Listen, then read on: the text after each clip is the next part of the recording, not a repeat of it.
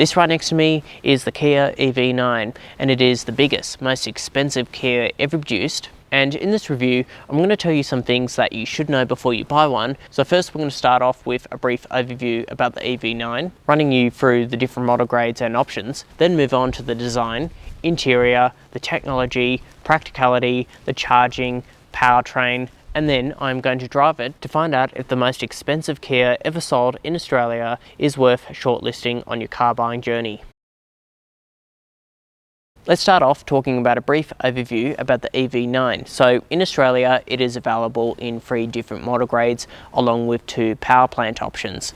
The base model starts at 97,000 Australian dollars before on-road costs, and that features a single motor setup. Then if you move up to the EV9 Earth all-wheel drive, it features a dual motor and a bigger battery pack. And the one I'm featuring in the video is the top specification GT line, which is priced from 121,000 Australian dollars. And for options, there are 6 colours to choose from, and there's also a special paint colour exclusive to the GT line as well. And I would also like to thank Harrigan, Kia, Vale for lending me their EV9 for the review. They are located in the Southern Highlands. They have a professional sales team, stock arriving very soon, and I've put a link down below if you want to check them out. And I know $121,000 sounds like a lot of money, but you've got to compare it with its main rivals, like for example the Mercedes EQS SUV, which is almost twice the price, and coming very soon there's the Volvo EX90, and in other markets around the world, the EV9 rivals the Tesla Model X. Okay, let's now move on to the design. So this example is finished in pebble grey, and I think it looks very good in the flesh. And in terms of the EV9's key items, you have full LED headlights up the front, along with LED DR rails, and down the bottom it has active air vents, so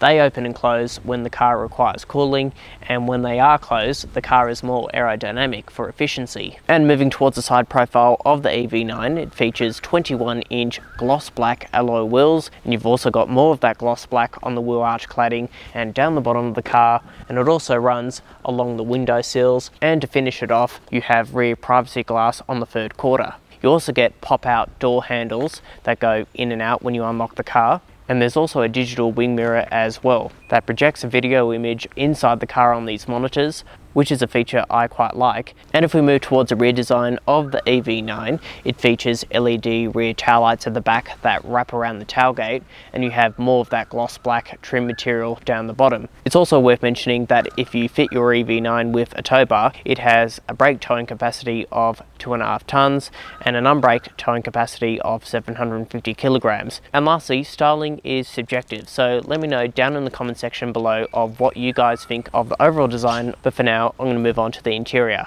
Okay, moving on to the interior. So before you climb inside, you have a remote key with a self-parking feature that moves the car in and out of a parking space, as well as keyless entry and push power start. Now, first impressions inside the EV9. In terms of its presentation, it is a minimalistic look, but it does feel very modern. You have this dual screen setup with a new infotainment built in, these large cameras like I mentioned earlier for the wing mirrors, and in terms of your touch points, up the top here is soft to the touch, even on the elbow padding, and you've also got a soft touch armrest as well. It also has this suede material on the roof lining. You know what? It feels really well screwed together.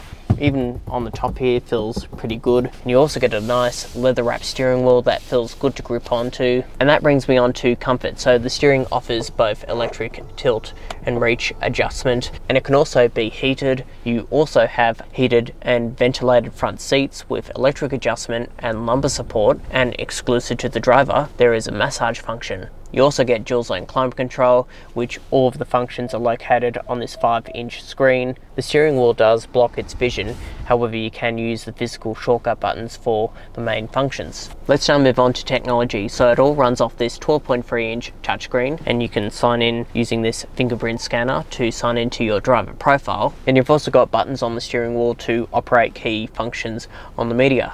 And overall, the system is pretty easy to use. This is what the main menu looks like, and you've got key shortcut buttons that are touch sensitive to go into key shortcut menus. And in terms of your key features, there's FM and AM radio, along with DAB radio, a 14 speaker Meridian sound system, voice control, satellite navigation, and the quirky Kia features like voice memos and sounds of nature, where it plays calming music throughout the speakers. There is also wired Apple CarPlay and Android Auto. That is what it looks like on the screen, and as the EV9 comes with over-the-air updates, eventually it will be wireless. And if you are into your technology, there is a dedicated EV menu showing you your battery level, range capacity, energy consumption, charging information, as well as various settings you can play with.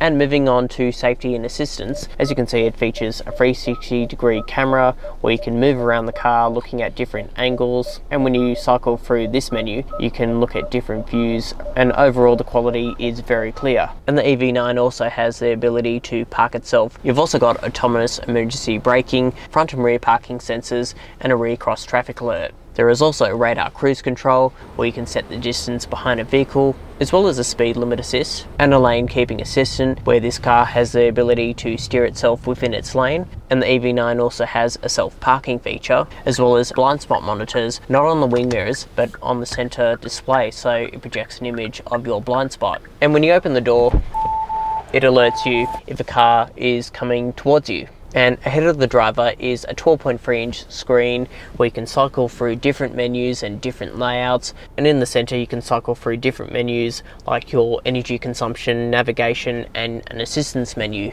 And in terms of drive modes, you have 4 of them: Eco, Normal, Sport, and My Drive, as well as a terrain mode where you can cycle through snow, mud, and sand. And lastly, practicality. So we'll start with the glove box, which is a pretty decent size, and towards the center, small glove box, but as we move on to the back seats you'll see why that is. Also a wireless phone charging pad here, 2 cup holders towards the center. Down here are 2 USB-C charging ports and a power outlet, and on the doors, decent dual bin storage that could also fit a litre of water. Let's now move on to the back seats inside the EV9. So I'm a full-size adult, and as you can see I've got this front seat set in my driving position, and as you can see I've got loads of knee room, loads of toe room, as well as a decent amount of headroom considering this does have a glass roof. You could also manually recline the seats backwards and forwards, as well as slide them forwards and backwards.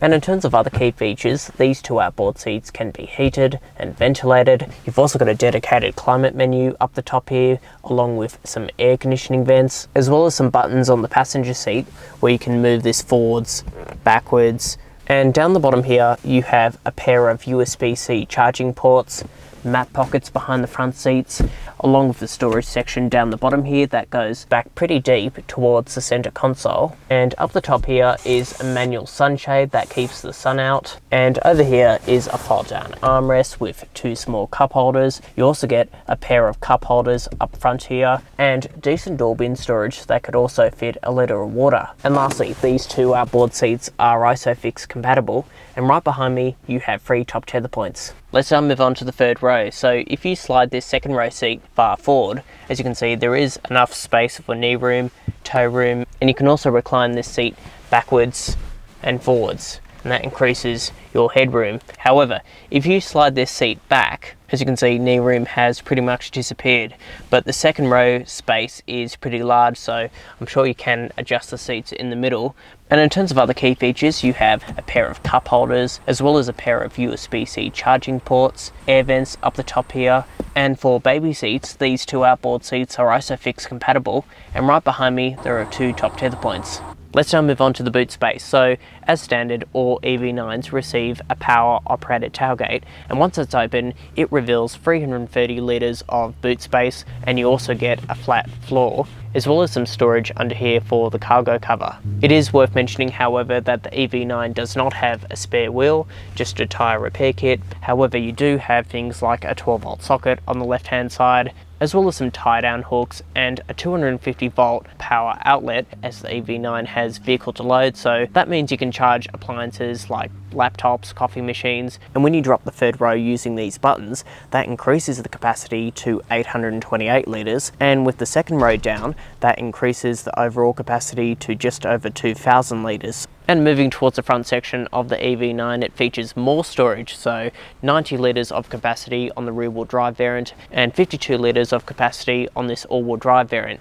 Let's now move on to the charging. So you have your charging flap here, and as you can see, it features AC and DC charging, and in relation to its powertrain, it is a dual motor setup. So that means there is a motor on the front axle and a motor on the rear axle, and underneath the floor is your lithium-ion battery pack. And on your screen now are all the charging times and anything you want to know in relation to the charging setup. And the EV9s that are delivered in Australia receive a higher output figure compared to other markets. So you get a combined figure of 283 kilowatts and 700 newton meters of torque. Let's now move on to the driving impressions. So good all-around visibility, large windows. The back window is okay. However, if you do have those headrests up, it does impair your vision. And it is worth mentioning, I'm not 100% sure on the mirrors. However, I have gotten used to them. Just take one out for a test drive and get used to them first and see if they're right for you. Otherwise, step down to the lower grades. They come with normal mirrors, but I do wish you could option those mirrors out. They are pretty cool, but tell me what you think in the comment section below.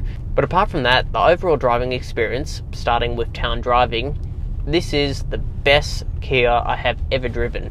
The refinement's really nice. The suspension is firm, but it's not bumpy.